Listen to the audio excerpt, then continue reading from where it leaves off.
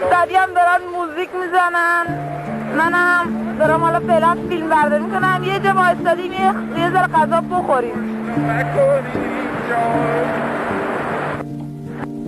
اینجا من از مامان دارم فیلم برداری میکنم. تمام اونجا بشن مامان دادی دارن از ما فیلم برداری میکنن، از من عکس دارن. مامان داره سلام مهرکن میبینیم.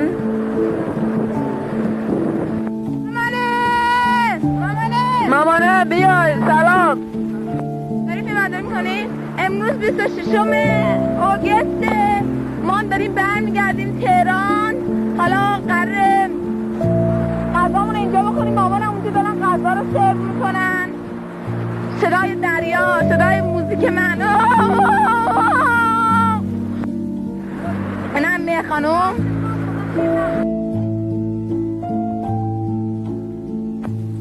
جای فریار این چند روزه خالی بود، ما خیلی خوش گذشت بهمون.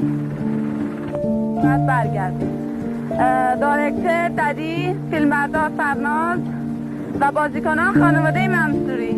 اینجاست که من دیگه باید تموم کنم کارمو. بخشید فیلم یه ذره بد بود. برای راستی باید فریارم کلچه خریدیم آن بچه چرا نتونستیم دفعه بیاد ایران.